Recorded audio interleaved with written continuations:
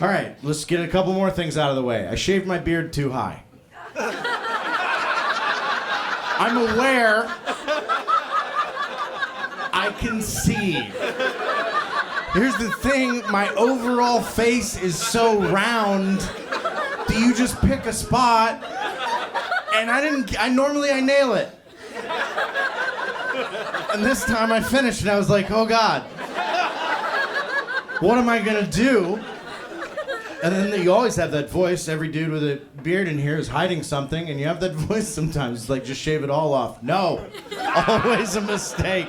It's like a girl getting bangs. Don't do it. Doesn't help. Listen to your mom.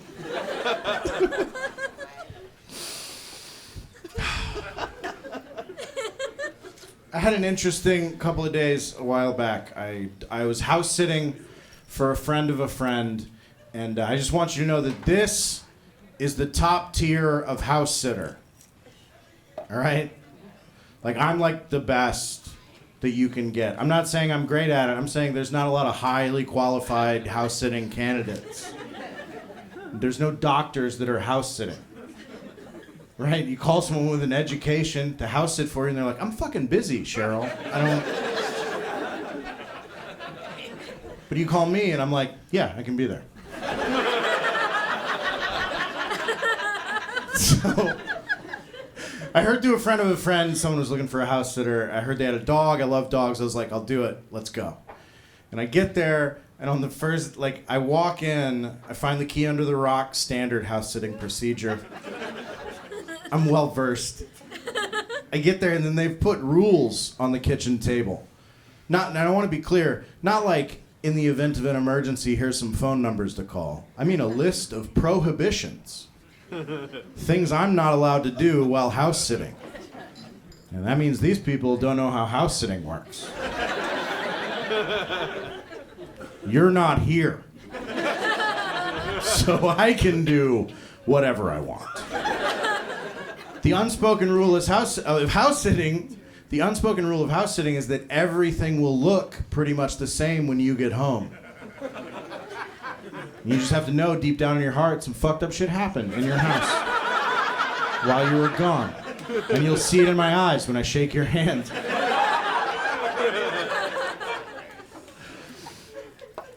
And then at the bottom of the list there were rules for the dog, and I was like, I'm pretty sure he can't read. This just got real weird. But they were just rules for me, for the dog. And that when I was reading these rules was when I really lost a lot of respect for the people I was house sitting for. Because here are the rules. I'll just let you judge for yourself. First rule, dog is not allowed on any of the furniture. He's not allowed on the couch or any of the chairs. He's floor-bound dog. Don't get me wrong, he's capable. He's not allowed. Okay? Second rule, he sleeps in the mudroom. If you're not aware of what a mudroom is, that's a fancy room that fancy people have because they don't take their shoes off in their actual house. It's a vestibule. Right? It's as close to outside as you can be. It's like a porch, except no one hangs out there. Okay, that could have gone better. I feel like that's a funny line. It's fine. We'll just move on. He sleeps in the mudroom, and he's only allowed on the first floor of the house. He's not allowed on the second or third floor of the house. Also, if you have third floor on your house, go fuck yourself. Just build it wider, you piece of shit. You can't have 2 floors? It's not enough for you? So those are the rules for the dog. And so I get there early. It was like before regular hotel check-in. They might have just left. Right? I think, anyway, it felt weird, but I got there early. And all day I watched Forensic Files on their couch. And their dog sat on the floor because he thought that was his only option. Yeah. And as it got to nighttime, I was like, because I started thinking about all these rules for this dog, and in my heart I'm like, look, man, if you want a pet and you don't want it on the couch, don't get a fucking dog. Get a turtle. Turtle can't get on the couch, and it'll never love you, and that's what you're really afraid of, you Xanax addicted bitch.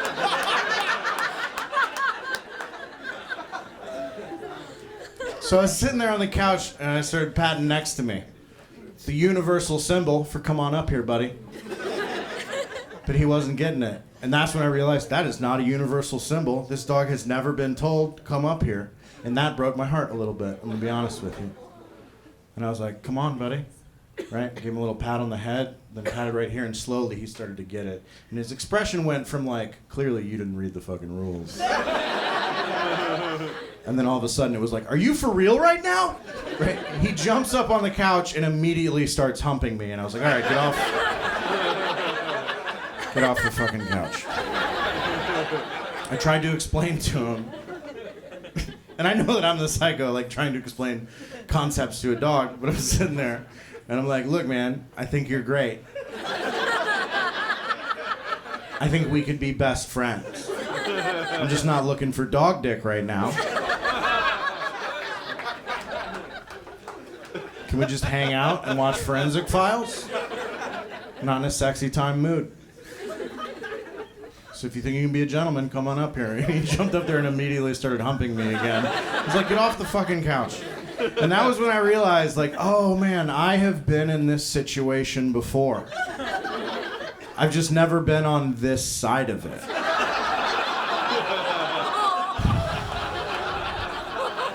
I gotta call Sarah and apologize.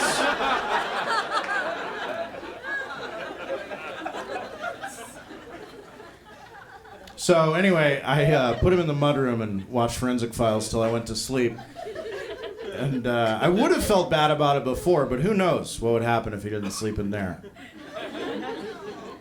So the next morning, well, don't feel bad for him. He didn't know any better. That's where he always sleeps. All right, never mind. Shouldn't have said that. So the next morning, one of the rules for him is I'm supposed to walk him twice a day, which is like unfair because I know you don't walk him twice a day. Right? You think he should be walked twice a day, and you want me to walk him twice a day, but that's a fucking rude thing to do to a person. Anyway, I'm walking the dog, and I'm still thinking about Forensic Files the night before, and the line that keeps running through my head is they always say that a criminal always returns to the scene of the crime, and I'd never understood that. It just never made any sense to me. And I'm thinking about that, and then right at that moment, he takes a shit in someone's yard, and I don't have poop bags. This is not a regular thing for me. I forgot poop bags, honest mistake. But he's like a 60-pound dog. Like I'm not barehanding this. It was like this. I'm not double fisting wet dog shit 3 blocks to a trash can. And in the moment, it felt kind of like a crime scene. Maybe it was just the frame of mind I was in, but I looked around and no one saw it, and I was like, let's get the fuck out of here. No witnesses, they'll never catch us. Anyway, we're walking back after the walk, and here's the thing, I don't know if you guys have ever done this, if you've ever had to leave poop on someone's lawn, but what happened was like, when we left, I told myself, I was like, you know what, we're gonna come back. I'm gonna go get a bag, I'm gonna come back, and I'm gonna collect that. And you don't do that. No one's ever done that. You tell yourself you're gonna do it. Sometimes you go as far as getting the bag. And then you start playing it over in your head. Oh, I'm gonna go back there and just fucking pick up loose dog shit on someone's lawn. No one's doing that. So anyway, we're walking back, and I see, as we're approaching like the area where it happened, there are people walking on that side of the street. And there's 6 of them. They're not walking the way you're supposed to. That's 2 by 2, 3 rows. On the sidewalk when there's 6 of you. No, 6 abreast for these assholes. Just ranging through people's yard like invading Mongols. And I didn't see it happen, but I heard it happen. I was just walking, I heard a guy across the street go, son of a bitch! And then immediately I was like, oh, this is why they go back to the scene of the crime. This is amazing. It's the best I've ever felt. I've never felt better. It's such an amazing... I felt like I could see the future. I was the smartest person in the world on that street in that moment because no one knew the whole story except for me and him, and he can't talk. It was so good. And I did something, it's the funniest thing I've ever did. I yelled across the street, hey, what happened?